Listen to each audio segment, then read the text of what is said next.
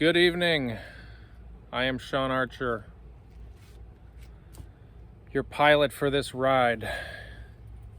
Guys, as I was thinking last night, I did a video yesterday. I forget the title, something about Golden Age, the new Golden Age or something. And I was laying in bed last night and I was connecting more dots about that statement.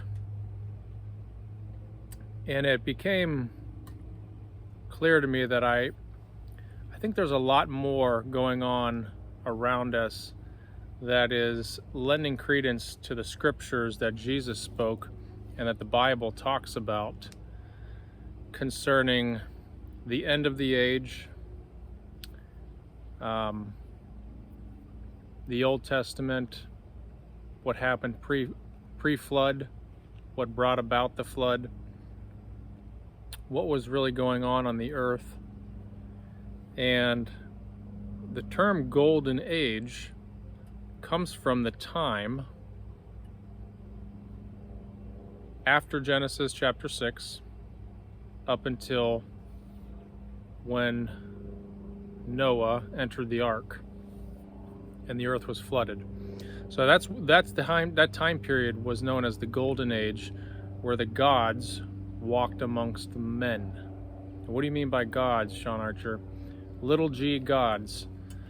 The Bible tells us that the sons of God, 200 of them, left their estate in heaven. They were called watchers because they were supposed to be watching the affairs of men, reporting to God. And they did more than that. They came down, they made an agreement amongst themselves to break the agreement they had in their job title. And they came down, they took wives on earth, amongst earth women. They produced the giants of old. And this is where the tales of old come from. The Bible records this very, very minutely in Genesis chapter 6, the first two paragraphs there, but there's an entire book about it called the Book of Enoch. You can read the story and the account. And the biblical narrative is based upon that. So in other words, you had actually a time period where angelic beings walked openly and they ruled on earth, and their hybrid offsprings, the giants, ruled the earth. That was called the Golden Age. Now this was a golden age for them. Wasn't really a golden age for mankind because they were subjugated. In other words, they were not following the plan that God had for mankind. This is where the tales of Atlantis come from. You know, the tales of Atlantis that sunk beneath the waves of a great deluge known as the flood of Noah.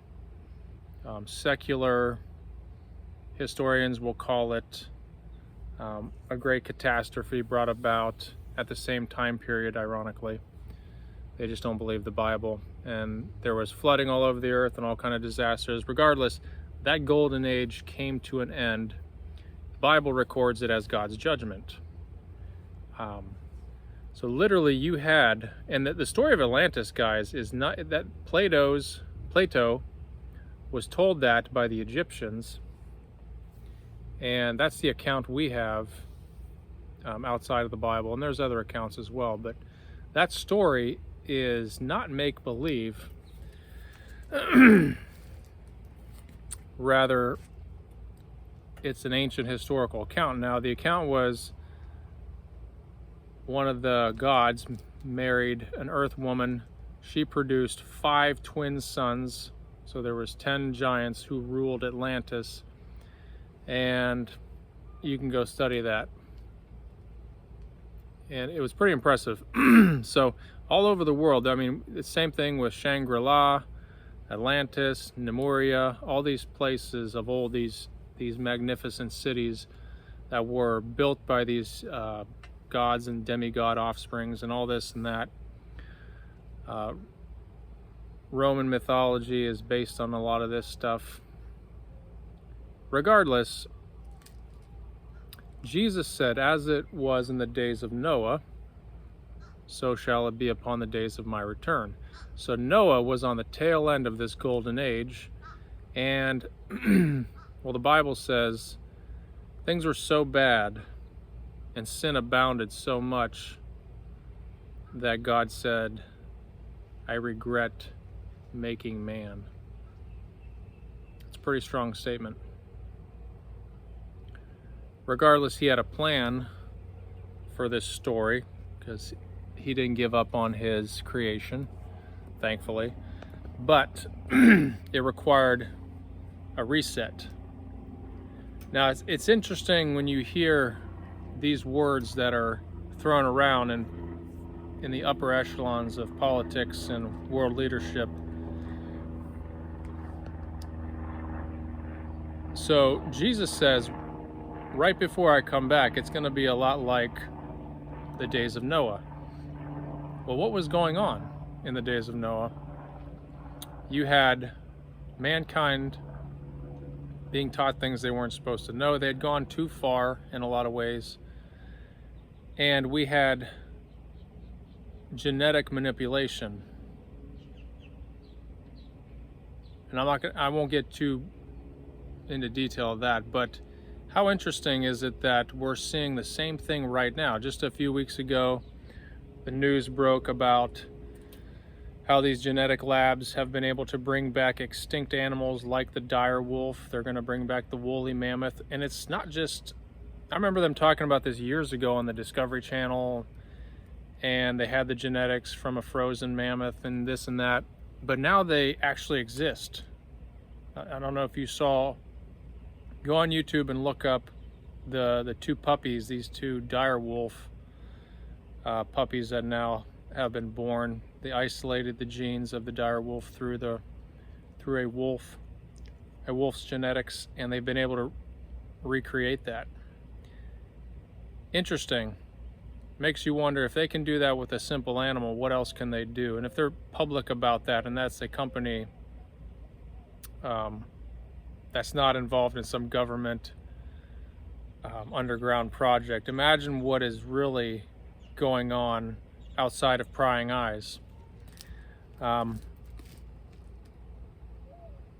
find it very fascinating because we are entering a new era in a lot of ways. There is a shift going on right now in the world. World power is changing. Like I said in the last video yesterday, the financial landscape is changing. We are heading into a digital blockchain future. And quantum supercomputing is the name of the game right now, and who can go as far as they can. And that's going to unlock some very, very interesting things, which I believe play right into the story of the Bible, talking about the beast system, the mark of the beast. And when you take a step back and you look and you think, wow, we are there right now. It's not if it could happen, it's more of a matter of when it could happen. And the Bible tells us that there will be a time period where the restrainer will be removed from the earth. Now, who is the restrainer? We don't really know who the restrainer is, but he's restraining the devil and his angels from basically running amok and having unbridled permission to wreak havoc upon the earth. Now, if you ever ask yourself, well, if the devil's so powerful and the devil and his angels predate mankind by who knows how many eons, why can't they just do a hostile takeover of the earth? Wouldn't that be easy for them? The answer is yes, it would be easy for them, but they can't do it directly because God gave mankind the title deed to planet Earth. In other words, planet Earth has been, the dominion of the earth has been given to man. And because of that, just like in the ancient golden age, the angels came down and they ruled via proxy. Now think about this. Yes, they ruled directly, but they ruled via proxy through their hybrid offsprings, because they had to be human enough, right? The mother, read the Bible, guys. Don't take my word for this. Read the Bible. Human mother, non-human father. So the rights are there, the permission is there for this hybrid takeover.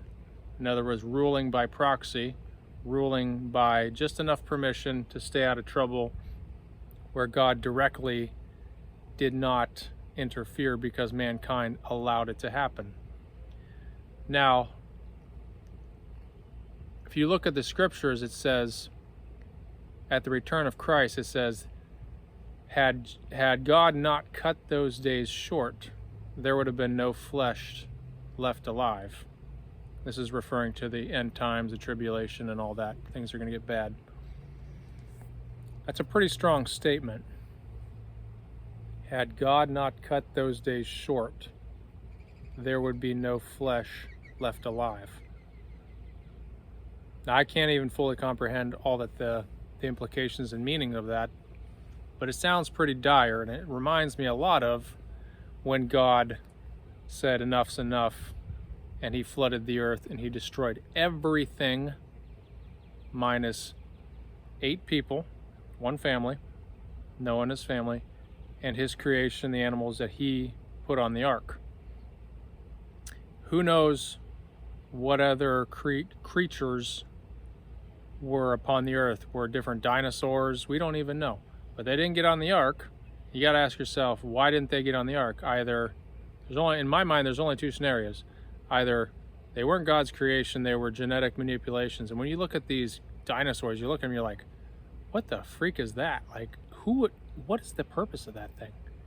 I mean, how did people survive those things?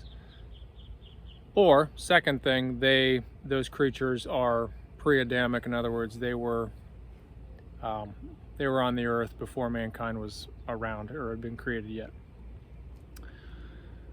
Regardless, you keep hearing new golden age. Donald Trump says America is entering a new golden age. Now, I like the sound of a new golden age. I just wonder sometimes, and I don't necessarily believe he means that term in the same way that I'm thinking of it biblically, historically, perhaps. I think he means it more in a sense of the United States is getting back out of the gutter, so to speak, financially. We'll see. Regardless, I believe the times we are in and heading into very rapidly are going to echo the golden age of the past. And I believe it's told in the Bible that it's going to be that way and similar to that way. Maybe not an exact repeat, but Satan is the great fraudster, the great manipulator. The word Antichrist means he's a fake, phony Christ. So there's a lot of things that are going to repeat, I believe, going forward. And I think in these times we need to be very vigilant and aware of what's happening around us, because these are strange times. So I'm not sure if you agree with that or not, but as I was laying in bed, this came to my mind yesterday, and I just was thinking, man, what an interesting set of events. As we are coming to the end of this age, and that is a fact, we are coming to the end of this age, and we are entering into a new age. And an age is 2,100 and something years. We are actually entering a new age.